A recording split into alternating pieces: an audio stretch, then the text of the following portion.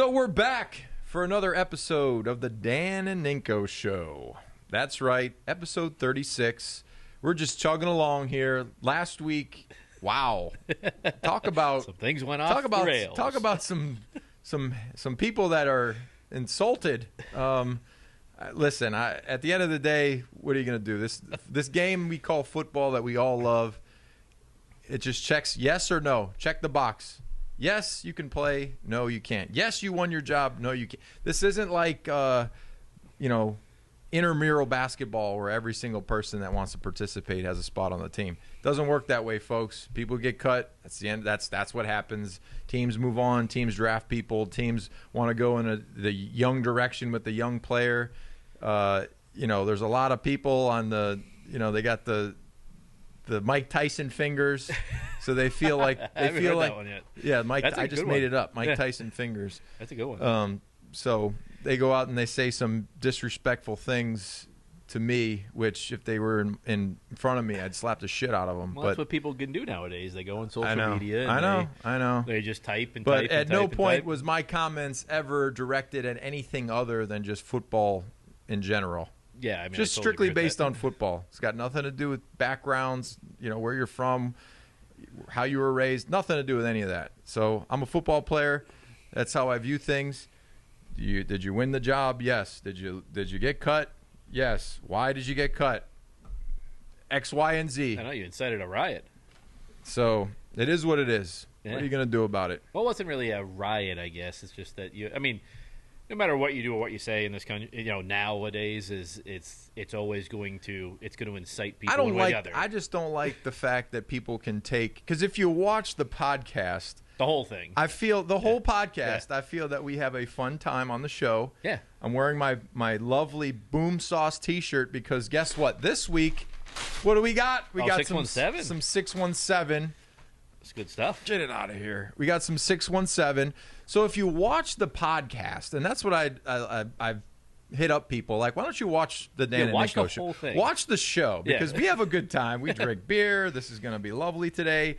We need to take these and put them in a fridge because, that's not good to sit them warm. It's nice to kind of keep the collection That's going. a good, we got this, the most important thing, the Big Mac box. Because Big Mac's coming, baby. But anyway, come into Dan O'Brien, kid. Get yourself a Dan O'Brien little, voodoo doll. What if that's I the first one. Sticking this thing with needles or something? You That's start the going, first oh! one. There's Or a if I new one take your now. arm and just twist your arm back and you stop. That's hey, the my first- wife's from New Orleans, so they got some weird stuff down there. I bring this down there. I That's might the be able to control you and just start walking you around. That's a one of. That's the. This is one of one. Yeah, but we didn't order that one. We ordered a different one. We like the other one better. Yeah, The other one's I bigger. like this one though. This one's cool. The other one's bigger. I like this one. This one's small. If I had a Mack truck or something, I would stick this to the. Why is everything about you with Mac? I like Macks. Yeah. Mack trucks are sick. Come on now, they got a great mascot. Yeah, but I think the world's kind of come to that, don't you think? Of I don't like people that. incite, it's like you go to a restaurant, right? And nowadays, people can't hire anybody, right? Like there's no staff, and people are screaming at like young girls. It's ridiculous. You're not doing this, you're not doing that. Well, they're 18 years old and they're just trying to get a job, and it's one when there should be 5 or 6 of them employed. There's one of them. Like I think there's an ice cream store in the Cape a few months ago that had to close because people were screaming at the girls because they weren't moving fast enough to get their ice cream. And like, what kind of world is it? It's just everybody.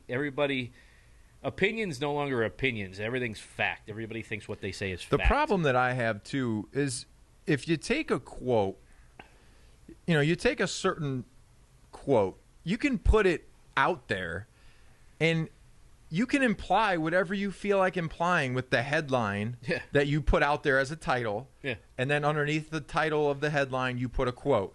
So if somebody reads that headline, they automatically are drawn to whatever they're said. Yeah. They put up there for the headline, and then they read the quote. But they don't actually hear the person talking. They don't hear the context of how it was said. No. That's why text messages, sometimes if I text somebody, it can come off as I'm being an asshole or I'm being a certain way when I'm just like, no, or yes, or because whatever. Everybody reads things different. Yeah, they read so if you tones read different. it, if you're in a bad mood and you read it, you're like, ugh, like you're mad because you read it a certain way. But I got people in my they message me, and then it's like, you made your hatred obvious, you idiot. Another Boston POS intimidated by another person of a different race, which I'm not even going to get into the race thing. You're a bitch. Get effed. Like, okay, thank you. And so my issue is when somebody says that to me, because I've had people say something about my family, and like that's like a line that if you cross it, I personally have a hard time not saying go F yourself. You I don't care if you're 15, because then a lot of these guys are like, Ninko, you're yelling at, or you're talking to a teenager. I don't care if you're a teenager, because if teenagers in front of me, maybe they need their dad to slap the shit out of them because their dad's not there to slap the shit out of them. I don't know, or maybe nobody gets their shit slapped. If I was disrespectful as a kid, I would get my ass kicked. Captain Insano would kick my ass. Like, my dad doesn't put up with shit. I mean, he wouldn't beat me up, but he would correct me. Yeah. And with that correction, so as a teenager, you didn't go mouth off to people. I wouldn't, online. why would I? What's the point of doing that? That's disrespectful. Yeah. And then another thing too, they have all these people. So I put back to somebody like, whatever. I said some shit to them, and then they screenshot it. Then they put it out there. It's like, that's social media. That's so stupid. Well, you had one that tweeted you something. You sent it to me, and if you looked at this guy's thing on Twitter, like his profile, it's sports guru. Getting blocked on Twitter is like earning a badge of merit. Yeah, it's stupid. It's so stupid. You just like. I just don't understand why you have that much time in your life to sit there. I almost said that yesterday to somebody, like, how do you have this much time? Like, get a job, or go to school, or do your homework. Do something other than sticking on your phone and trying to screenshot people and then, like, putting together a montage of a photo with me missing Cam Newton. Guess what, people? I have missed Cam Newton. I missed him. A lot of people have missed Cam Newton tackling him. Like, it doesn't bother me. And then other people are like, oh, you're butthurt because you missed Cam. Listen, I've missed everybody. I was a hard-nosed, working guy that when I was out on the field, if I missed 5 tackles, I was okay with it because I knew I was going to make 10 or 15 or I was going to get back to another tackle. So it's not like, the whole hate thing. I don't care. I missed a lot of people. Well, that's why I say you have to listen to the whole show, because you did bring up either in that show or a previous show that Cam Newton, back in 2014, 2015 was kind of unstoppable. He was one of the better quarterbacks in the league and all that. And I also think that Cam changed the game for the better. Like, he was one of those influencing players at a certain time that kind of changed the trajectory of where these quarterbacks and how we see a quarterback in, like, the offense that we watch now. We watch offenses now. You have,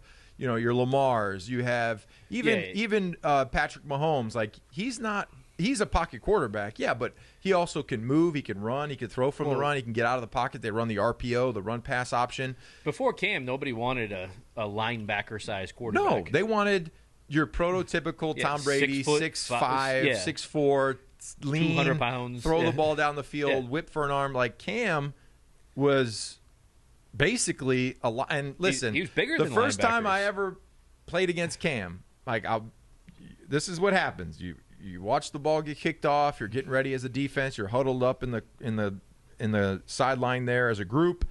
You talk a little bit like, hey, let's start fast, yada, yada, yada. Let's go defense on 3, 1, 2, 3 defense. You walk out there on the field.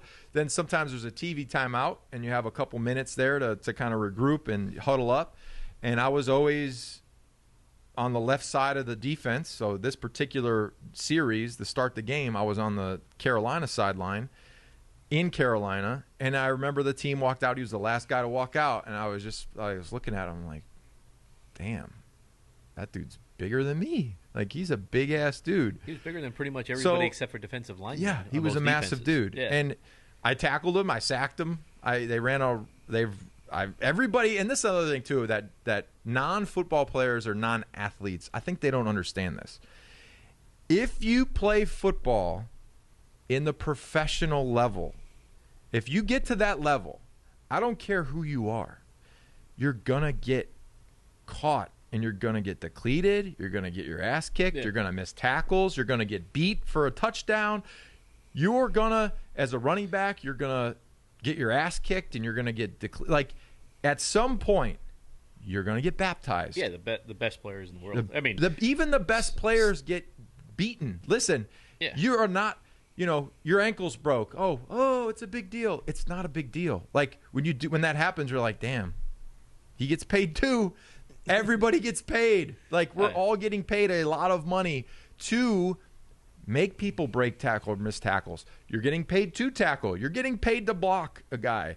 You're getting paid to throw the ball down the field. So all that stuff combined, I think Aqib Talib's talked about it one time. Like there's no shame in getting beat like that because it's part of the game. But it's also you're going against the best athletes in the world. Yes. And you don't win 100% of the time. You're not going to win every time. Did Tom Brady win every game? No. Is he the best quarterback? No. Did he have a terrible like everyone's like, like the whole thing with Tom. Oh, he just won a Super Bowl, people.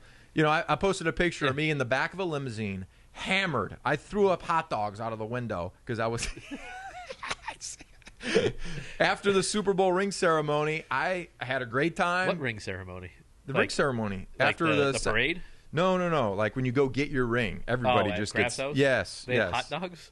I think they had everything. I ate everything, all the finger foods, everything you could imagine. I had a hot dog. I had a cigar. So you're getting like a $30,000 ring and a nice Fenway Frank. And whatever you want. I think they had the actual ballparks from Fenway in there, but it was bad. It was in the limo, and I would try to.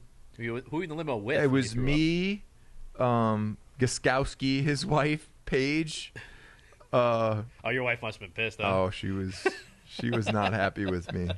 She was not happy with me. Did you have to pay to clean the limo? No, I got it out. Come on. But you didn't get down the side. No. I literally stuck half my body. I could have been decapitated. I'm trying to find this picture. I had a great picture, but I don't know where it went. It's me and Bill. What at the? Yeah, at the ceremony. Yeah. Oh, here it is. There it is. Bill with all his rings on. Yeah, he's got the whole brass knuckles going on. Oh, Double brass knuckles. Yeah, he'll get you. And then this is me and Paige. Look at how she's almost looking at me like this guy here is. Yeah, she's looking at that going, he's gonna puke because she's as far away from you. No, look at that face. She's like, oh, he's in trouble. He's in trouble. And then look at me. I'm in trouble. Oh gosh, hang on, Rob. But there's a reason why I put the rings on the middle finger because there's gonna be haters. I don't I love the hate. I think it's funny. You know what I don't love, which happened yesterday? My son took a blue Sharpie to my leather sofa, my Restoration Hardware sofa, that I can't get it's can't get it out. No, where is it? It's on the arm. It looks like he autographed it. And I'm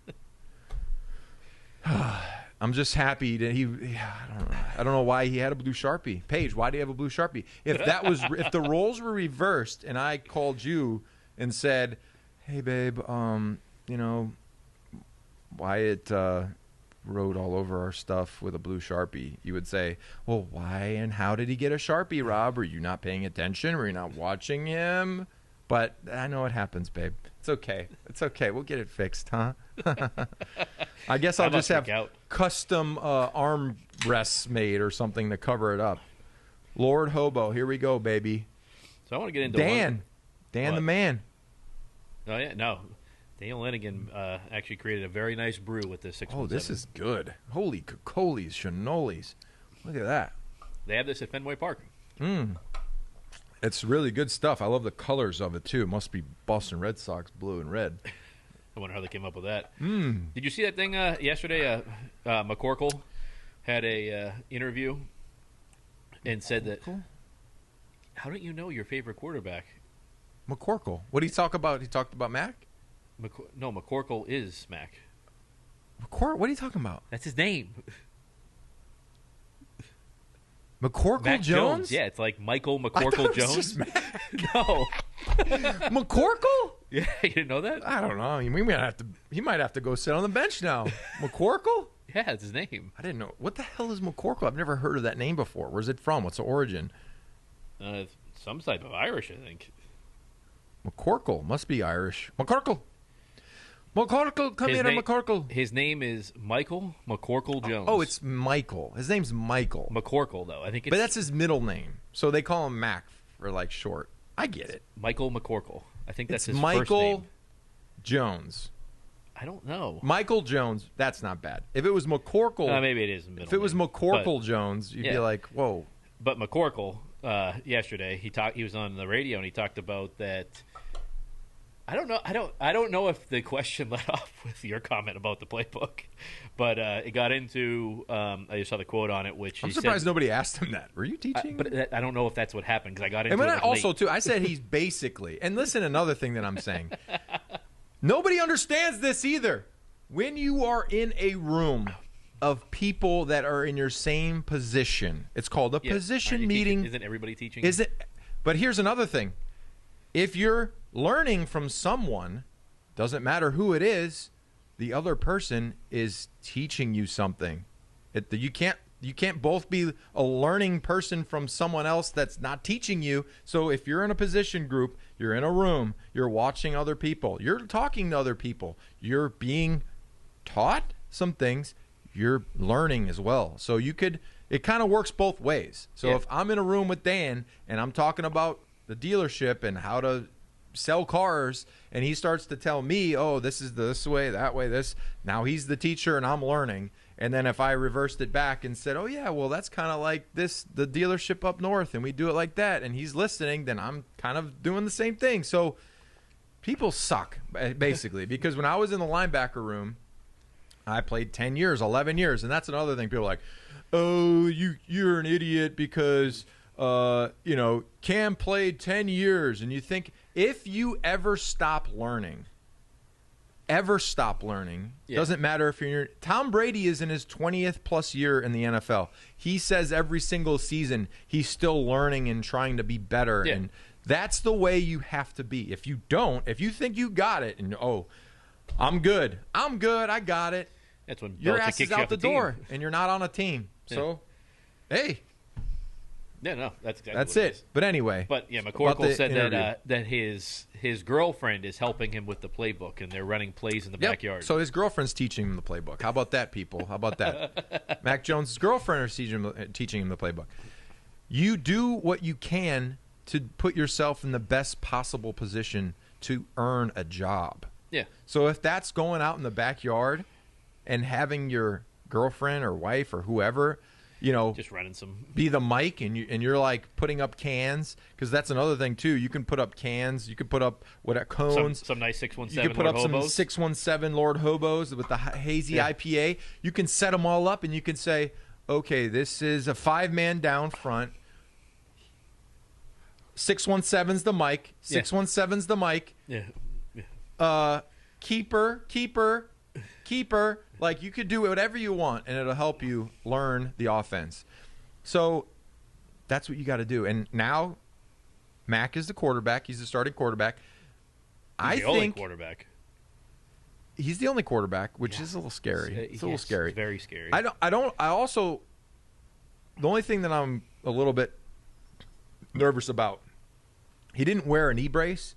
And a couple times when he got tackled, he kind of got up like a little gimpy. So maybe he's dealing with. He put a knee brace on. Maybe he's dealing with something that nobody knows about. And he's so young. And like when you're young, think about at any point when you're in your early 20s. Yeah, you bounce back. You bounce back. But if you're hurt, you don't say shit.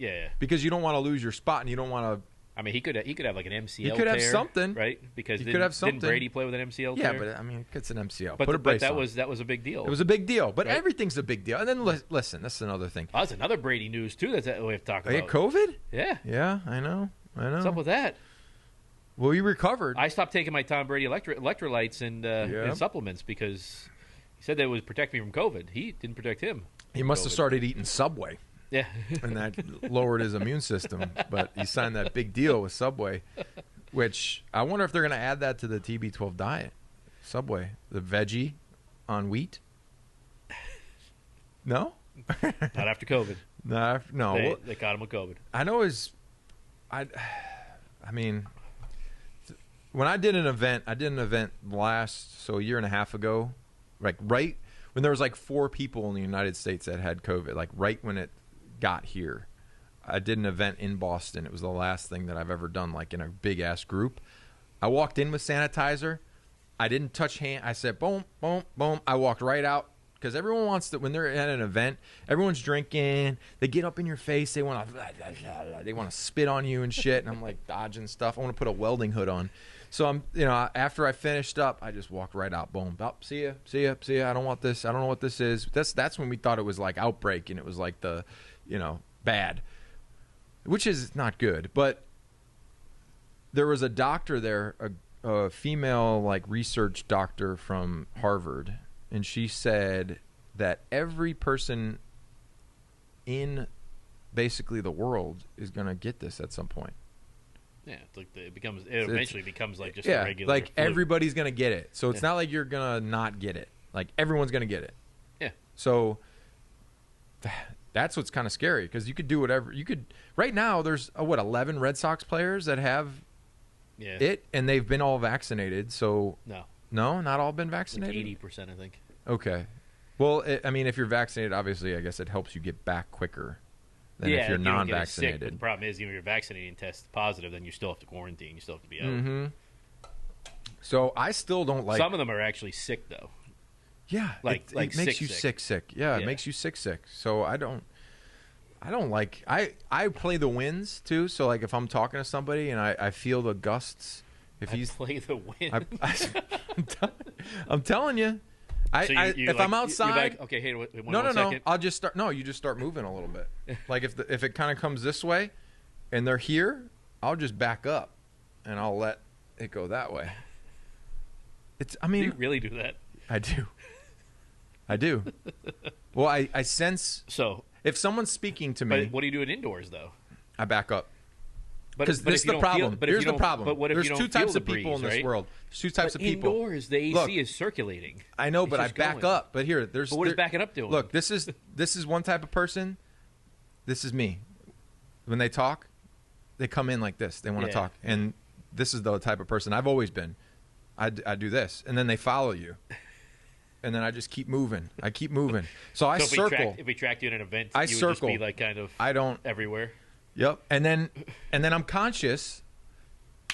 Someone shakes my hand. No, I give them the bump. If they don't want to bump, if they grab it. Is that before COVID or is that after COVID? No, that's forever. So, you never shake anybody's hand? No, I did, but then I would never. The second I shake your hand, I'm conscious. Don't touch my eyes. Don't eat anything till I wash my hands. No, you don't. Yeah. You'll never see me at an event shaking everybody's hand, and then I'll go to. I got to take a bathroom break. 2 happy birthdays, dry them off. 2 happy birthdays. I'm a little nuts, okay, people. It's not because of football either. I've been this way since I was a kid. All right, ask anybody. I've been this way since I was 10 years old. So Captain Insano would back this story up. Yeah, I'm a little bit eccentric when it comes to certain things. Cars, dents, scratches, keeping, like, it has to look a certain way. It has to be a certain way. If it's not, like, I don't want it. Yeah, then it's all over then, basically. Then it's over. Then I lose my attachment to it. So you getting ready for a football season to start? I'm getting ready to go. I actually have to drive into New York on Fridays, which isn't bad because I don't have my weekends off. So my new schedule now is Fridays from Seaport in New York City. Okay. That's all you got to do? Well, then I'm working the first game. I'm working the Patriots versus Miami game for ESPN Radio. So you'll hear me I'll be the second guy. I'm not the play-by-play guy. I'm not the 3rd and 5, gun in the quarterback in the color gun. Commentary? Color. I'll be the color commentator, second guy, which is cool. You think they're going to ask you about the Cam Newton thing? I don't think anyone cares about that. I think that's the people that are mad about it are like from Carolina. Well, they're all Cam fans. I'm not saying about mad about it, but everybody thinks it's relevant, though. Well, I'll just say that, like, we all know, and every report that came out of training camp, this whole training camp was how well Mac came in and got the understanding of the playbook and got everything underneath him to where he went out there and he can actually run the offense. He could run no huddle. He could get everybody lined up. He could make the right checks. There are things in place in this offense now that they can expand the offense. As the season progresses here and we get into Mac's second and third year, we're going to watch the progression of this offense go from, let's make sure that we run the football, keep the down and distance manageable. Like, this kid's learning. Taking shots? They're still going to take shots. But what's that? With who?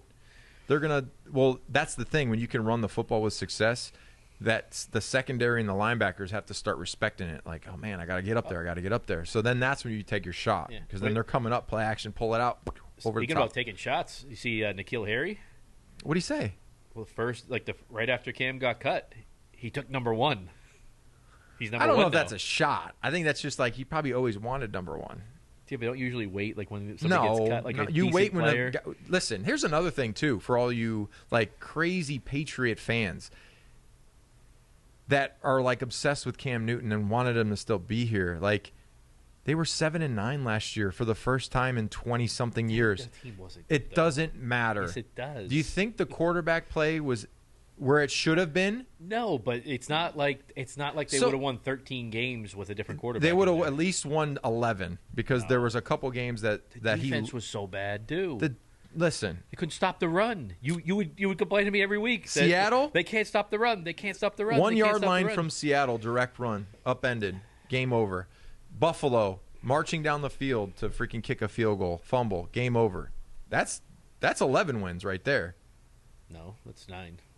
No, they were 7 and 9. Okay, sorry. So that's at least they have two more wins. 7 and 9 or 9 and 8. You don't make the playoffs either way. That doesn't matter. Yes, it does. That's 2 games. Okay. There was more there as well. But then how many games did he win, though? He won the Miami game by himself, the first game of the season. And this is another thing, too, Daniel. There's no one person that wins the team with a game. You just said that. But there's one person that can lose it. No, stop. I'm telling you. No, because everybody is a collective. It's a collective effort, and then the one thing is, though, play you can he fumbles fumble. that play against Buffalo. But who else is going to take that ball and run for 40 yards? I don't know. He could have thrown it to a receiver that was open and made 40 yards. No receiver was ever open last year. The only one that's ever open is Myers. They doubled him half the time. All I'm saying is there was an obsession with Cam being the quarterback here because I think. I think most people hated Cam as the quarterback here. I don't hate anybody either. That's another thing. I'm not saying you. I'm saying most people they didn't like him. the style of offense. When you watched our offense last year, it was stale. It was stagnant. It was RPO. It was run. Nothing else to do, though. There was nothing else to do. There was also a lot of missed throws, overthrows, underthrows, missed checks, like things that you have to do well as a quarterback. And if you're the coach of a team and you're limited in your players, number 1, and your scheme, number 2, you don't think in the years that we won Super Bowls, we were limited with receivers and talent? Tom Brady made up for that. There's years where we didn't have anybody. You always had the clutch guy, like where you had like Gronkowski or Edelman. We had years with no Edelman or Gronk. But they were never combined. But you never had a year that you won without Edelman and without Gronk. Mm-hmm. No. We didn't have Gronk for the Super Bowl for, I think it was 16. But you had Edelman, though. Yeah, but Edelman isn't considered, like, Edelman's a hell of a football player. We all love Edelman. He's not a number 1. Blanket, though. He's that safety blanket for the quarterback. I think he's a number 1. He is a number 1. He's a number 1. No way like I'm saying, but everybody else didn't see him as a number 1. It doesn't matter. I mean, he was a number 1. He was the go-to guy. He was the go-to guy. If it was 3rd and 8 and you needed a catch, you went to Edelman or Gronk. And yes. You had that. I understand that. So last year, if it was 3rd and 8, you went to Devin Asiasi. Myers? Okay, Jacoby Myers. Who was, I think, a really good player last year. But he was the only one. So, like, you can go to Jacoby Myers, you go to N'Keal Harry, you go to Devin Asiasi, you could go to Matt Lacoste, you could go. Or they didn't have any tight ends last year. Yeah. They had no tight end. Ryan Izzo, Demir Bird. But this offense wasn't was never predicated. The Patriots offense was never a big play offense. Yeah, it was never a big, like, massive down the field throw, like, over the top of the defense. It was ball control, game management, time of possession, run, play action pass, intermediate routes, in cuts, slants, flat routes, screens. Yes, but you had nobody that could run that stuff. There was nobody that could on that team. I don't believe that. Yeah, who could really run an in cut other than Myers? Him. I don't even remember the team. There was no screen passes because James White was out for a while. He was almost non-existent last year. Brady always had that. I mean, James White the year before that, there was 19 had 70 or 80 catches. And then here's another thing too. Like, to set up a screen, you have to set the screen up a certain way. Yeah. So, like, you have to sell it. Then you have to retreat. Then you have to wait till the last second. How many times you needed to play, though, you'd see, like, Gronk running up the seam, and Brady would make that throw. Yeah, but there was plenty of years when Gronk tore his ACL. Gronk broke his arm. Gronk had a back. Gronk had an ankle. Like, there was 4 or 5 years where Gronk was gone. You always had somebody else, like, because, you win a Super Bowl against the Falcons, right? You had Martellus Bennett. Like, you had somebody else. This time you had Devin Asiasi and Ryan Izzo and Dalton Keene. Yeah, they didn't have none tight of those ends guys last were even year. on the team. They didn't have they had no tight ends last year. Yeah, we get it. They had no tight ends. But the New England offense, though, has to run with a tight end, a good tight end. They have to be able to run the football. Yeah, too. But a lot of it's predicated on the tight end. You didn't even have a fullback. No, they had the same guy they have this year. But again, that's not. Yakum. It's not Devlin or who was before Devlin. I love James. Yeah. I'd flipper the shit out of James right now. Let's do it, baby. Let's go. That's a big loss, though. No, it is a loss. When you lose people, when you lose certain people, I think this defense this year has a chance to be top 5, maybe top 2. Honestly, I think they can definitely be really good. But now all this stuff that we're talking about is all just hot air.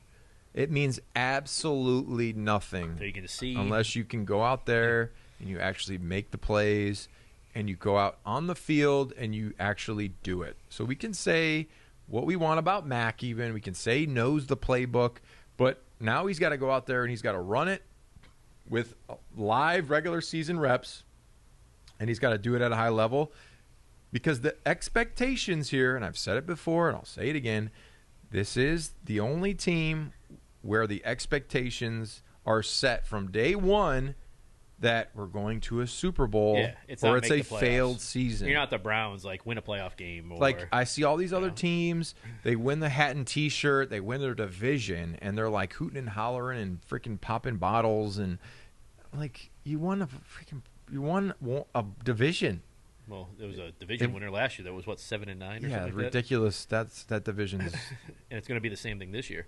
I think Dallas will take it, but they're not going to be that good. I think they'll be pretty good. They're not going to win 12 games, 11 games. It depends on how Dak is with his shoulder and, like, if he can actually stay healthy. That's going to be a tough one. Tom Brady playing tomorrow, though. You excited for that? I can't wait to see him out there. Shirt on?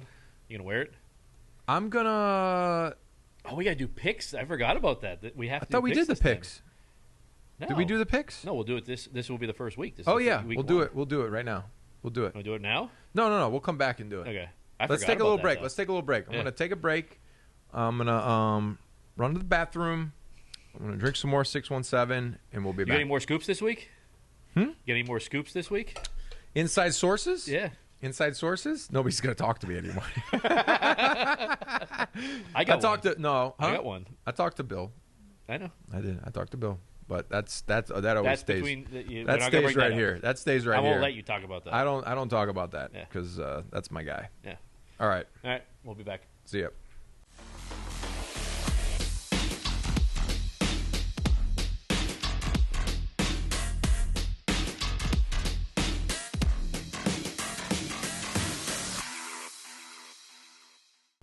So we're back, the Dan and Ninko Show. We are going to do the picks, which we didn't tally it up, but I think I won last year. I think I won. No. I think I won that one. No. I'm going to say I won.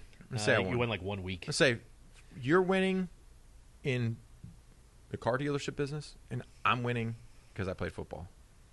But you say you didn't because so many people made more money than you. You took less money. Oh, it's because they said I was what I was, and I didn't have any upside, and I better stick around. And I like New England. I'm a New England guy. I love 617. Why not? Boom sauce. If I was playing in Cleveland, guess what? I wouldn't have boom sauce. That's for sure. All right, so let's go through these. I actually already did my picks for work. I'll go through the game so you can see so it. you So you got the first game. Okay. You got Cowboys at the Buccaneers. I'm going Bucks. I am going to take the upset in this one and take the Cowboys. I think Dak comes back and has a monster game. Cuckoo. We'll see. Okay. And then you're going to have Eagles-Falcons at the Falcons. Falcons. I will also go the Falcons. Okay. Steelers-Bills. I'm going Steelers. Really? Yep. They're my pick to upset a lot of people this year. Steelers. I'm going to take the Bills. Okay, go with the Bills. Yeah. Vikings-Bengals. Bengals.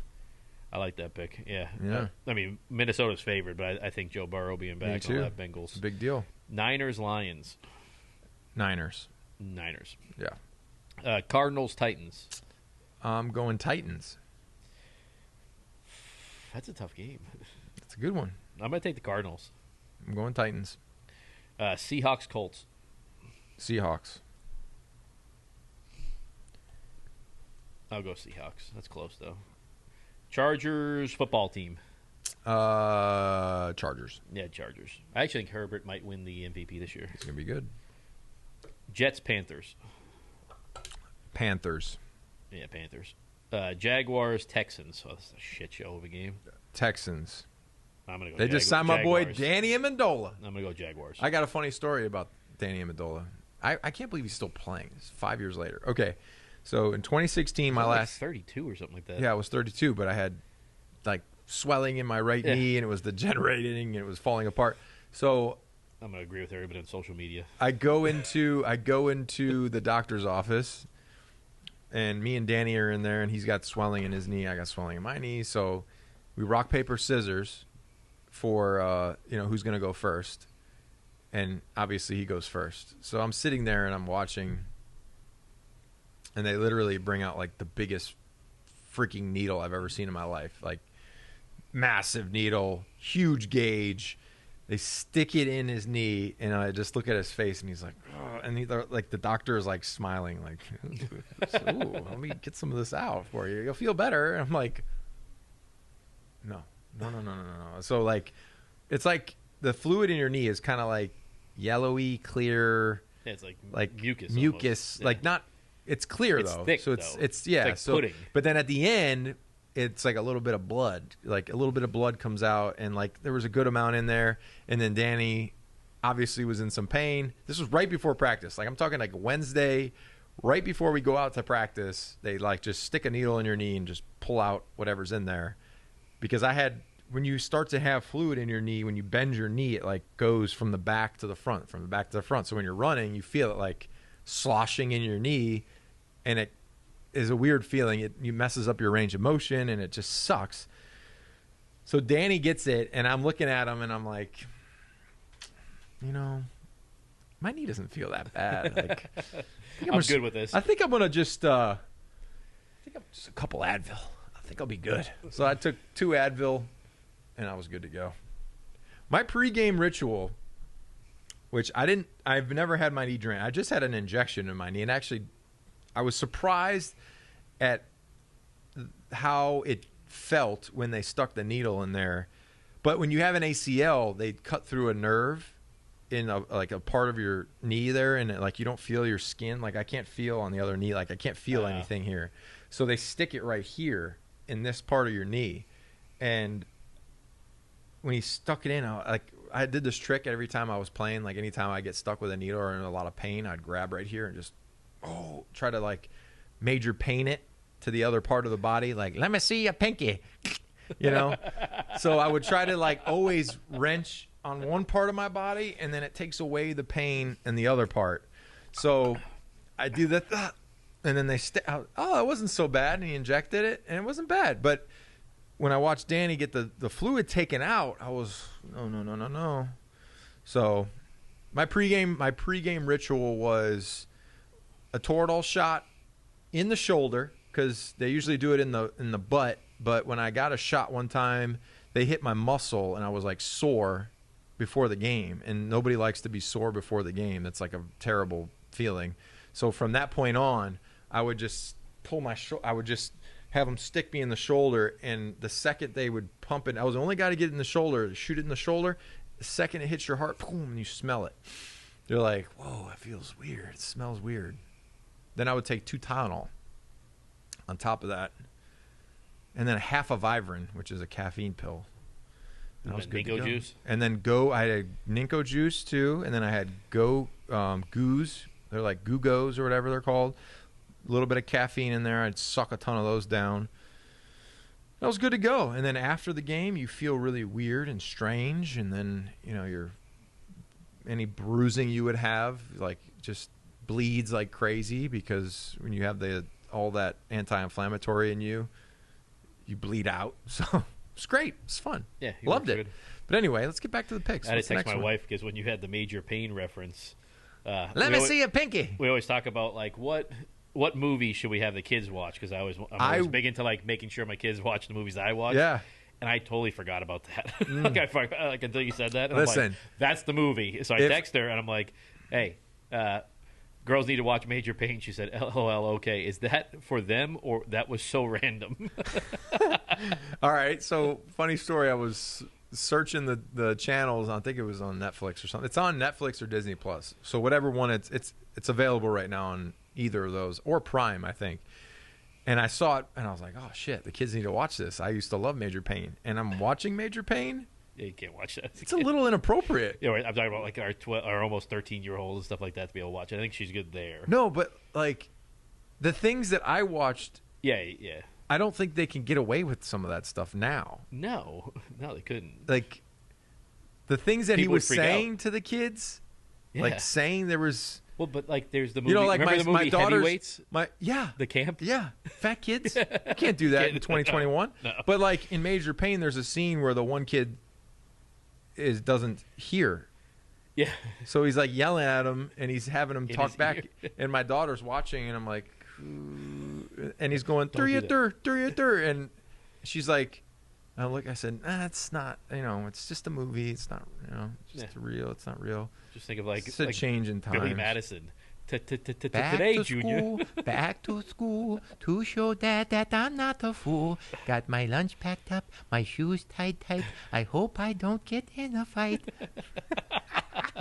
No, you couldn't. Like great movie. You couldn't watch. Those are like rated. Oh, I'm the shampoo. I clean the hair. Oh, I'm the conditioner. I make the hair silky smooth. Oh, really full. Oh, really full. Oh.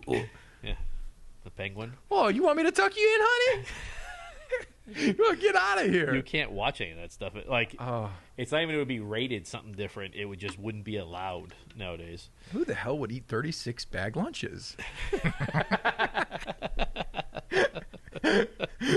I'll turn this goddamn bus around. Well, you did that. I did throw a sandwich. Hey! No yelling on the bus. There was a message on TikTok about somebody. Hold on, I actually got to find this before we go back over here. Because there was somebody on TikTok that posted a message that their mother was like your 4th grade teacher. Oh, really? And we almost responded back with, did he throw a sandwich at her? No, I did that at the bus driver. 4th grade was Hold on. Miss I'm gonna Thompson? Find it. I think it was Miss Thompson. I'll tell you right now. So kindergarten was Miss Peel. 1st grade was Mr. Jers. She was 2nd grade was Mrs. Stark, which scary. It says 4th grade math teacher at Parkview. No, my mom was the teacher at Parkview. I didn't go to Parkview. Wait a second. My mom. My mom Sorry, was their teacher. Yeah. His mom was the elementary school teacher. Yeah. My mom, lovely lady, saint, beautiful, love her. She had to put up with you. Yeah. No, it's so weird. How do love connections that last forever? You have Captain Insano, who is my dad is pretty nuts, right? Like I showed you his birthday photo. Happy birthday, Pop. Love you. There's something ain't right with him. Would do the pain treatments on me and the snowstorms. Time for your shot. Snowstorm is thumbs in the eyes. squeeze, and then you see like this, Yeah. like it's like a snowstorm. Yeah. It's crazy, and you open your eyes, you're like, oh. And then, you know, me and my buddies have a group chat. It's called "Suck That Sweet Air," and I don't know if I should be saying this. It's like if you're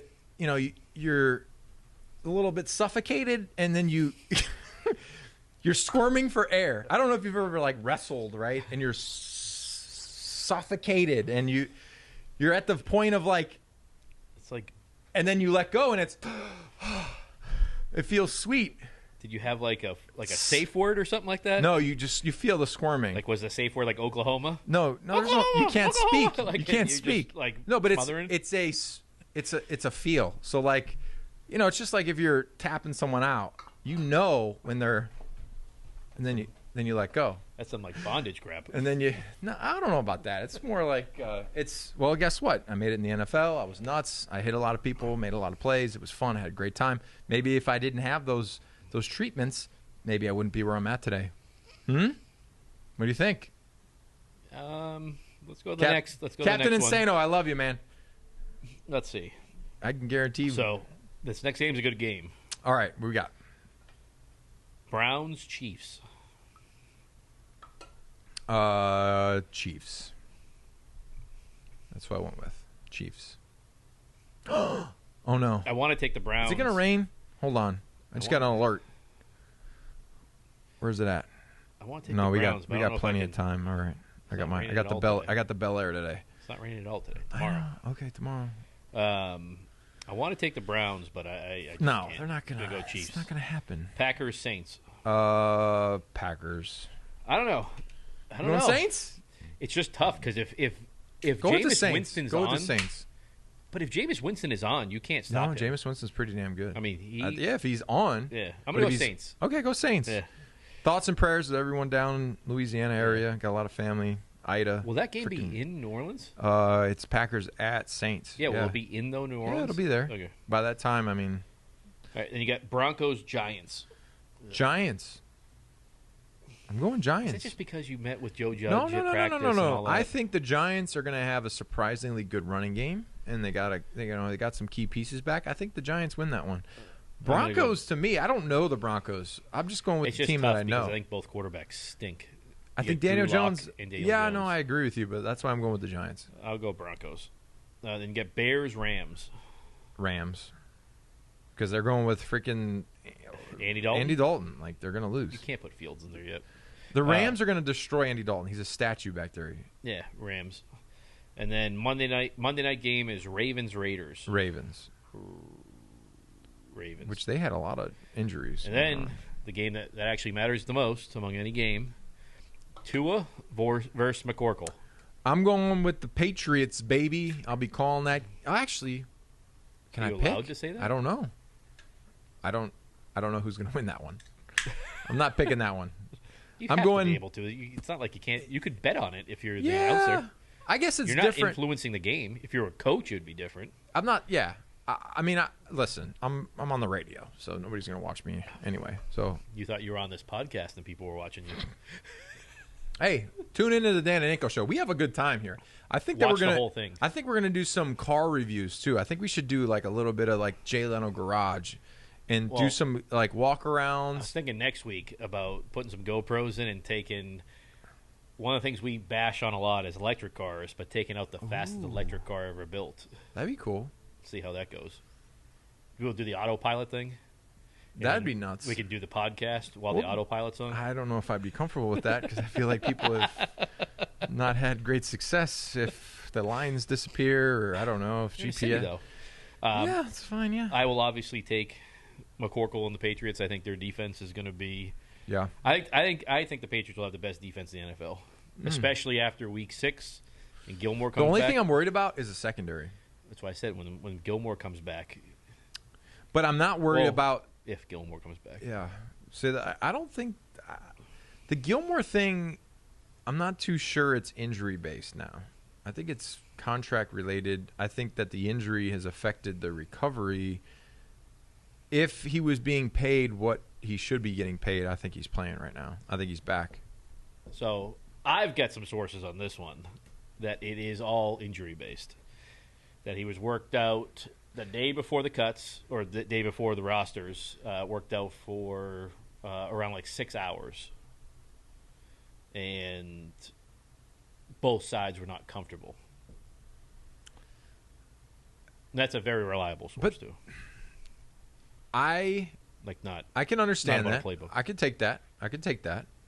But I also think that in any type of injury-based motivation, when you are injured and you have an injury, yes, I mean the contract comes into play. If right? your contract is reflecting what you feel is fair or you feel you're deserving, then your recovery is urgent. If you feel like you're being undervalued, I'm still under contract. I'm still getting paid. My low contract, you want me to go out there and play for my low contract, I'm still making the same amount of money if I'm not on the field right now. And if I'm healthy and I come back and play in 5 games and I look like a baller, I'm getting paid top dollar as an unrestricted free agent. Yes. If I go out there too soon and I injure myself, I'm getting a goose egg. I'm getting absolutely nothing. So if I was in a position of last bite of the apple, I'm in my 30s, I only have probably one contract left to just make a shit ton of money again, I'm taking my sweet-ass time. I'm taking my time to get back on that field. Go put another guy out there. And if he's better than me, then go pay his ass, because next year I'll get paid. Or I'll go somewhere and get paid. Or I'll make money somewhere. I'm going to make money. The issue is, too, sometimes when there is an issue with the contract and what's going on, you say, I'm going to make sure I'm healthy. I'm going to make sure I feel 100%. If I don't feel 100%, the second I go out there and miss a play or get beat, you're going to say, see, he's not ready. He's not there. We can't pay him. Or we shouldn't have paid him. All this stuff. Then you say, okay, JC, now's your time. Go against the number ones. I've been the number one corner. I go against the number one receivers. I go against every single number one, every game plan. You go, Gil, Stefan, you got him. You got the best receiver on any team we play. You got DK all day. You got him. All right, don't worry about him. I got him. Now, if they have an issue where they can't find a number one shutdown corner, then you're like, all right, well, you get what you pay for. You get what you pay for. I like Corvettes. Mine just blew up. Yeah. Right? Get what you pay for. If it was a Porsche, probably wouldn't have blown up. It cost twice the money. But I'm cheap. Yeah. I think you're mostly right with this, but I don't think it's the dollar amount of the contract. I think it's the length. Because why go out there if you're on that last year deal? Because you have to then go get another deal. So why come back too early? The teams always want to extend with upfront money and then back end not likely to be earned money. Yes. So think about this: if I have 1 year left on my contract, just like they've done this with me, they've done this with Chung, they've done this with a lot of guys. They come, they give you a bump in that last year to where you're like, okay, I'm content. All right, cool. That makes sense. I'm making good money this year. But then at that point, you're like, all right, well, what if I ball out again? And then next year, you're literally half of what you should have been if you just went out there and played and just went into free agency, but you don't know where you're going to go. So with Gilmore, I think that they probably said, all right, we'll give you a bump like we did last year. We'll give you a bump, or we're going to extend you 2 more years. So then you're like, all right, so then now you're in control of me for 3 years. I'll be 33 or 34. My career's over. I'm done. Yeah. So from my sources with it is he wants a 3-year deal. You're correct with that. He wants a 3-year deal, but it doesn't have to be the top level money. No, but it has to be the length. It has to be top level money. But not number one, not number two, number three. No. Top, he's number 12 or 15 right now. Yeah, top 8 money for 3 years. Yeah. That makes sense. But it doesn't. That's not something that's. And another issue sometimes that can happen is a team can be so confident in their drafting ability and their finding talent ability that they say, you know what,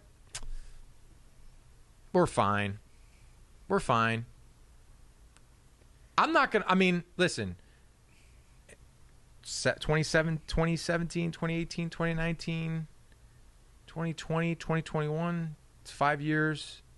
They've, like since KV has been a great player. Yep. Right? He's been consistent. But I would say that, for me, from the outside looking in, I think I usually was playing for like $3 million a year. Yeah. It's a goddamn value right there. Yeah. You just paid a guy, what, 50-something million? Oh, Judon? To play left outside linebacker and consistently be the edge setter and rush the passer. But I think they hit a home run with that deal. I do too. I mean, the way he's playing right now. I do too. I think he's great. Run. I think he's a great player. But I think. But from the time I retired, I don't think that they have found. They went out and drafted. I know. No, six guys. No, I think in that so position. Too, but I think KVN is the Rob Ninkovich, what he can be. I think Kyle is. But the only issue with Kyle is he plays inside, outside. He's the pass rush. Kyle is a great. I look at Kyle as a great piece that can do a lot of different things, and sometimes, like they did with me, they take advantage of. Well, he can play inside. He can cover the back. He can rush. He can. Some people he can play special teams. Like when you have a guy that's strictly one-dimensional, I'm just a left outside linebacker or defensive end that rushes the passer. That's it. Then they just to let you do that. That's it. But if you can do, I play left, I play right, I play off the ball, I play buck, I play mac, I play this, I play that, I play end, I play backer, then it kind of takes you and you're like, all right, well, why can't I just be – because my 2 best years ever as a Patriot were when I was a left defensive end because I played D end in college, and it's the easiest position in the world. Set the edge, stop the run, make plays. That's it.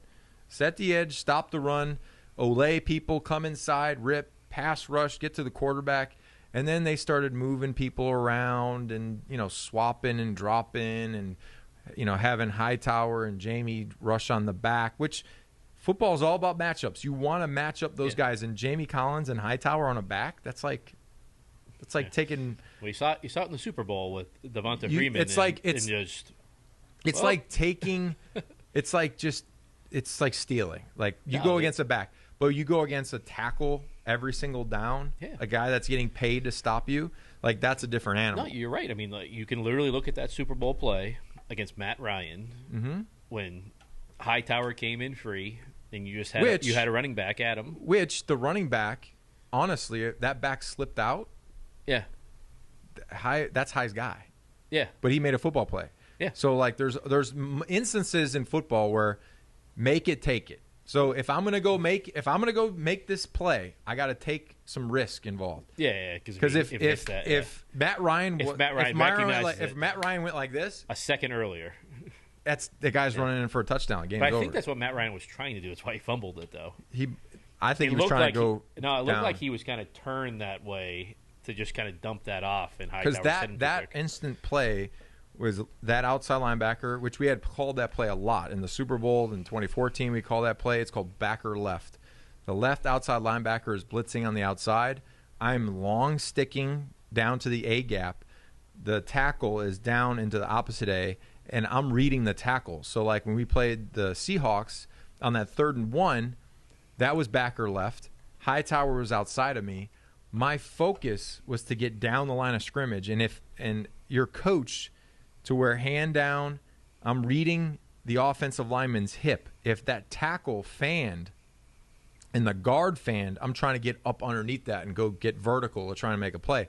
If the tackle steps down, I'm not just going to go down there and get washed because then that could create a hole.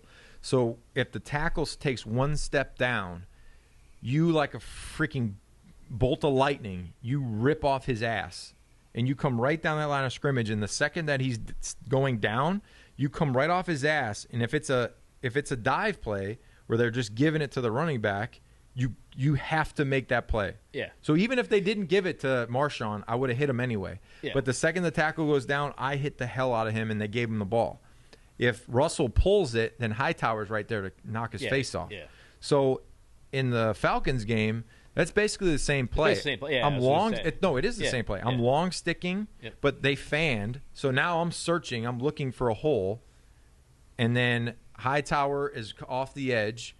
The back, if he wide releases, Hightower's got to peel with that back. Yeah, but he wasn't on that play though. But the back kind of like went up to block him, and then as Hightower went out, he kind of like olayed him, and the back slipped out. But it was perfect enough to where bang, he got it. So I would say we made 3 of the biggest plays in Super Bowl history off of backer left. 3rd and 7 versus Seattle was my sack. It was like the third quarter with 7 minutes left. Yep. It was a backer left call, highs on the outside.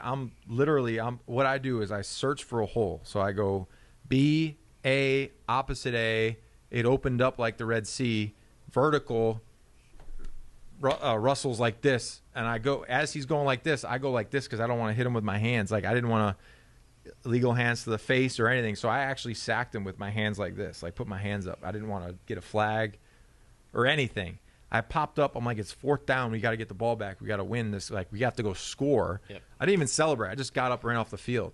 And then so we had that play, backer left. We had the 3rd and 1 play, which if they got the first down, we probably lose that game. And then we had the backer left in Atlanta.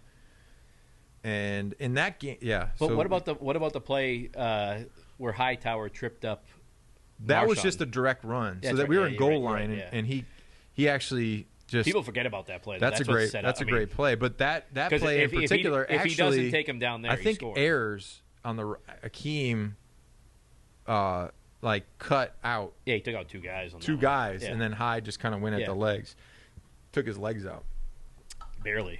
Hyde's made some. While we're sitting here, plays. I laughed a little bit because I didn't laugh a little bit. I just saw it. I'm going to read you a headline that just came out that you probably haven't seen yet. No, probably not. It involves you. Okay, great.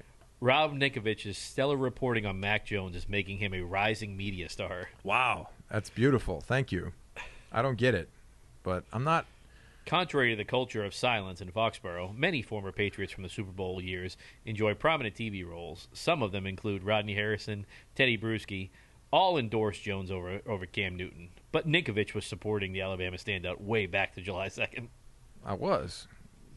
You were trying to get Jimmy G here. Yeah, because listen. As a professional football player who played defense for 11 years, I've played against Aaron Rodgers, Peyton Manning, Eli Manning. That's not.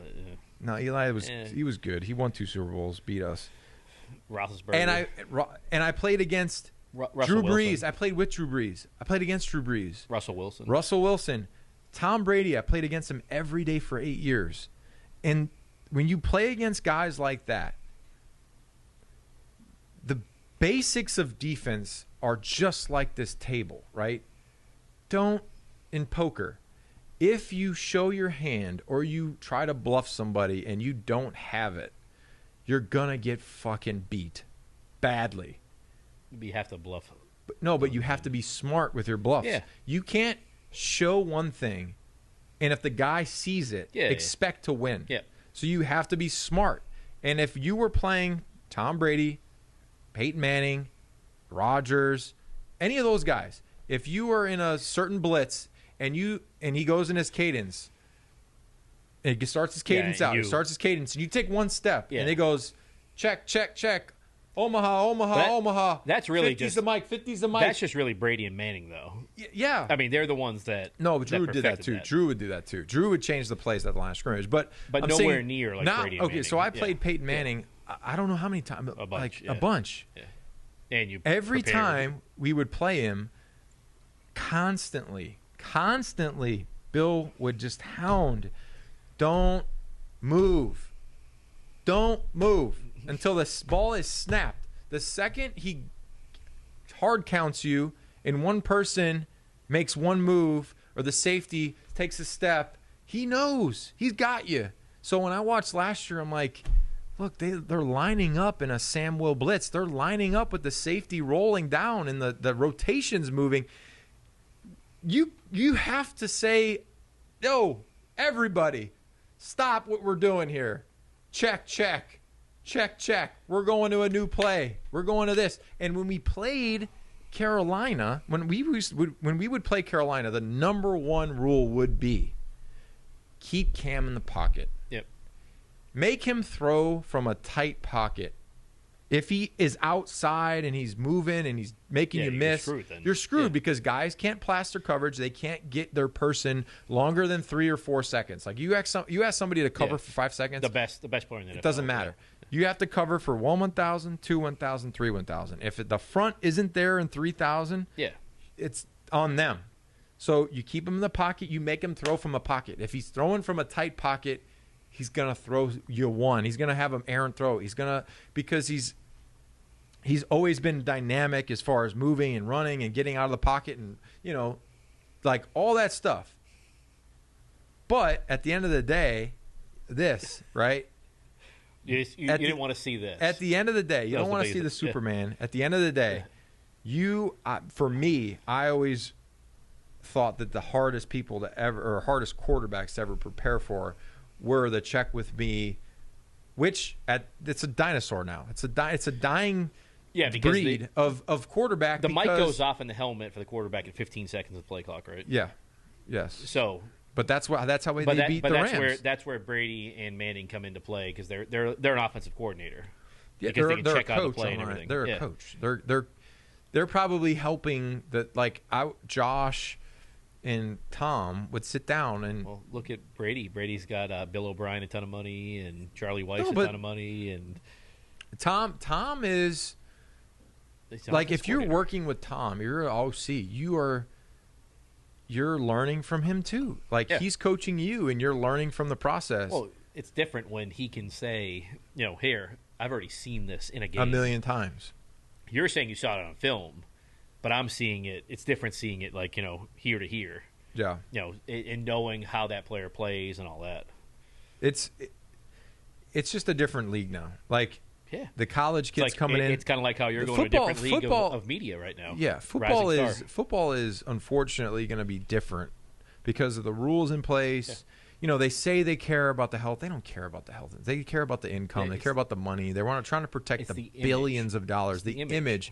So, if they really cared about the health and safety of players, they wouldn't let guys deteriorate into nothing and have a lot of issues and their brains go to shit and they forget about them. That players that played in the NFL would automatically get lifetime health care coverage and stuff like that. If they actually cared about the health of the players, they make billions of dollars a year. Yeah, it would cost to go spend each a couple team, $1,000,000. It would cost. Say figuratively, it would cost maybe each team $15 million. There's not that many guys. If you look at the whole big picture of guys that played, there's not that many players that play. No. There's 53 guys on a roster every year. Yeah. If you play 10 years, there's not that many guys. And some of them don't really care about the health care coverage, right? No, I think. I mean, if you made $200 million, you're getting protected no matter what. There's guys in the Hall of Fame. There's guys in the Hall of Fame that are saying, if you're in the Hall of Fame, we should be health cared for life. And it's like 100%. If you play in the NFL for 2 years, you should be health care for life. If you played in the NFL for 5 years and you're not a Hall of Fame, so you're basically saying if you played in the NFL 10 years and you were a great player but you didn't make the Hall of Fame, you shouldn't get health care. Yeah. And then we should. It's like, a lot of Hall of Famers though, you got to understand, but a lot of Hall of Famers didn't make any money. Yeah, exactly. I mean, so the times have changed to where like this money has increased substantially over the years, but guys wouldn't be making what they're making now if it wasn't for those guys. If the NFL cared, it would be after a couple of years you'd get lifetime health care. You played like 2 or 3 years, you got lifetime health care. I would say keep it the way it is. If you play 4+ years, because there's some guys that it takes them a couple years and they're not really. But I mean, how many of the guys they'll play on the practice squad for 4 or 5 years? A lot. That there's guys now that are Levon. Is it Bell from the Jets? Le'Veon Bell. Yeah. Le'Veon Bell. He's on the practice squad. Yeah, but it's just the sign. He's going to get elevated. I know, but still, I mean, he held out for a year for money. Now but there's plenty of guys that have been that, right? Like Think about Brian Hoyer right now. He's going to be practice squad all year long. He'll get elevated for games, back to the practice squad. I've been on the practice squad. Look, I was the highest paid practice squad player in the whole NFL. I made $450,000 for 2 days of practice a week. Can't argue with that. Bill Parcells. He walked me in. I walked into his office. What, the Dolphins? Yep. I walked into his office in 2008. He said, "Hey, Rob." He's like, "How old are you?" I said, "I'm 24." He goes, "Perfect. You're young." He's like, "I got an offer for you right now. And it's only for right now. If you walk out of the room, it's not there. So you shake my hand right now, we're going to do this." He said, "I will pay you active roster salary for 11 weeks if you sign to our practice squad. After 11 weeks, you can go and do whatever you want. But I'm going to pay you $450,000 to practice 2 days a week. Deal?" And I go, "Yep." So I did it. And then after 11 weeks. What did your agent say? He said, "You're the highest paid practice squad player in the freaking country right now in the NFL by $250,000." How long was that for? All the way till 11 weeks. Oh. So I would that was the 0-16 season. No, right? that was 08. That was when they beat the Patriots, and I was part of the – I had Vrabel's jersey was that Ronnie on. Brown? Yeah. I had Vrabel's jersey on every day in practice or whenever we'd play the Patriots. Like that first game where they were killing them with the Wildcat, like I was the practice squad, like defense. Like I was Vrabel. They would put me in a jersey, put me in like another team's jersey. I'd be out there just wrecking havoc. They used to kick me. They kicked me out of practice in 07. What, hit somebody? Hit the for quarterback? Beating their tackle too much. I said, "Yeah, that's why we're Really? 0-10, you asshole." They didn't like me in 07. No. I was with the GM, Randy Mueller, Rick and Randy Mueller, two brothers, both liked me out of Purdue. One, Rick was with the Saints and Randy was with the Dolphins. Rick was the head of pro scouting for the Saints. He was the one that got me drafted to the Saints. His brother was the one that took me off waivers. My first day in Miami, he brought me up to his office. He said, "Listen, there's not one person in this building that wants you here. Coaches don't want you. Nobody wants you here, but I'm the GM and I want you here. So you're going to have to stick this out this year, and next year there'll probably be some changes, and then you'll get an opportunity." So they all got fired. Even Mueller. Everybody did. Everybody got fired. Well, you're on 16, But he he is. believed in me. He saw it. So, yeah. I mean, I respect those Worked guys. out a lot. well. Well, it's probably a good time to take a break here. And Let's then take a come break. Back. I gotta go We'll to get the another bathroom scoop. again. Yeah, so do I. All right. We'll wrap it up here soon. I know everyone's like, when are they going to start talking inside sources? Inside sources? Come on. I don't think you have any this week. I got one. They all shunned you. I got one. All right. Talked to Brady the other day. Inside source. Oh, boy. Kidding. All right. All right, See we'll ya. be back.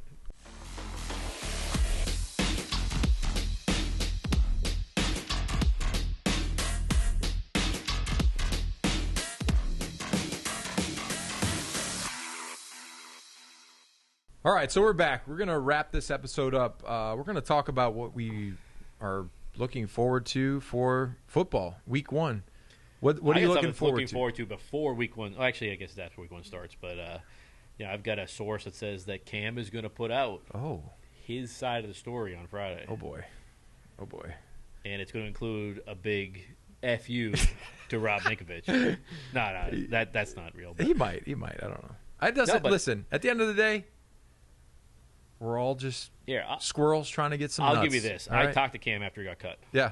And it was probably the most humble time I've ever talked to a human being. Like, even without, like, a major thing going on. Yeah. He understood it. He basically said he got beat out and loved the Patriots, loved Belichick, loved everything he did here. He was surprised by it, obviously, since he played. He got first-team snaps, even when he came back from the COVID protocol to the preseason game and all that. And he got all those snaps, so he just figured it was all set. So he was surprised, but he understood it. He understood when they drafted Mac Jones that was the guy that was going to be replacing him eventually and all that. And he's prideful with it. at the end of the day, it doesn't matter the accolades, the draft status, the contracts. We all have pride. a timeline on how long you're going to be in a particular place. You know, like there's guys that are first-round picks. There's guys that are, you know, Pro Bowlers that change the game, that eventually the game is always looking for the younger next thing that's going to be that franchise, that what it's going to be. Yeah, what it's going to be. And that's usually the young kid that's drafted. So, you know, do I respect everything that Cam has done in the NFL? Yes. Do I think he's a hell of a football player? Yes. Do I think that he basically paved the way for what we see now? Yes. Do I think that? Yeah. Yes. Yeah. Now, the things that I say, it's not about, you know, hating or, you know, Cam beat me. He beat a lot of guys. He didn't just beat me. Yeah, it was a lot of them. He's beat a lot of people. On that play, he beat Hightower. He was an MVP. He beat guys that are still in the league. Like, and that was 5 years ago, or 4 years, 6, 7 years. Hey, a long time ago. Like, those guys are still playing football. So, Cam has beaten tons of people. Like, he beat me. Yeah. He beat the Patriots. He's done a lot for the NFL. Now, moving forward, my stance on, you know, the game is basically just as a football player. I look at the game and I evaluate the game as a football player. I'm not a fan. I do talk about football because I'm considered an analyst now, but I'm not. I'm a football player. No, you're not considered an analyst. You're considered. What am I? I don't know what I am. A rising media star. I don't know. I'm not a media person. No, I used to have a list. That's what it says. I used to have a list of the media people I hated? hated. Was in Mike my Reese on locker. it? No, I always loved Ben Mike. Volen? Ben, I like Ben. Felger and Maz, I always wanted to wring their necks, but you know. What about Zoe? I like Zoe. Zoe, sometimes I want to smack the shit out of him, but that's just Zoe. Like, Zoe's going to say stuff, and he's going to be, woo, woo, you know, like, just nuts. So, but that's Zoe. That's him. If you know Zoe, You'll be like you know calling him. the game right next to him or something like that, won't Yeah, you? I'll be right next to him. I'll see him. But at the end of the day, I'm a football player. Yeah. That's what I am. That's what I did my whole life. I'm not a football player anymore, but my mentality is the same way. So, like, when people are ignorant and want to be rude based on just things that I'm listening to, because as a football player, you're learning and teaching all the time. Doesn't matter who you are. If you're not learning, if you're not teaching, you're probably wrong, honestly, at the end of the day. Just like in life. And just like after I retired from football and I started getting into all these other things, I've learned that the most successful people are constantly learning and teaching and growing and trying to be better and trying to create a new, I guess, identity on how to be better and how to be more successful. The guys that don't do that, the people in general in business, they usually fail or they stay stagnant and then they fall off a cliff. You're always having to change. You're always having to be better. So, do I respect Cam Newton? Hell yes, I do. Yeah. Cam Newton, a hell of a football player. Hell yes, Cam Newton is a great football player. Do I think Cam Newton's skill set in New England was utilized to the maximum of his potential in the way that they used him with the things around him? No, I don't think that's the case. I think that the Patriots have an offense that reflects more of your standard traditional QB under center, check with me, quarterback that we've seen for the last 20 years. And I'm sure if Cam was to talk about the style, he probably would say, like, that wasn't me. Like, that's not my style. Like, he is a guy that plays in a certain way that is sometimes improv, sometimes extend plays. But you have to. Still looking down the field, still making plays with his feet. But at the end of the day, you know, when somebody's drafted in the first round, the team is always going to go towards that because the guys that are paid to do the scouting, do the drafting, make the decisions, it all reflects down on that too. Yeah. So just like in college when we had a walk-on player, like sometimes there'd be a walk-on, they had to be really good because for them to beat out a scholarship player, somebody that they're paying to go to school for, that reflects poorly on the guy that scouted him. Yeah, the scouting team, the coaches, It's all that all they made bad decisions it's all relative. Yeah. So I think that's a great 36, episode 36. We had some lovely Lord Hobo. Good beer. 617. Go get it at Fenway. Or at your local. Or local. I got mine on Route 1 right down the street. Got a lot of good stuff everywhere. So probably my favorite beer. That's why I rock the tea. I got some compliments on this tea, too, because people can't get them. Really? Yeah, they're like, we can't get it. I said, why don't you just go to the brewery? That's where I got mine. Yeah, but you just kind of. Yeah. So all the people out there, with the Tyson fingers, come again? Come say it to my face. What'd the 5 fingers say to the face? Slap, bitch. It's hopefully we get across to some people like it's an opinion.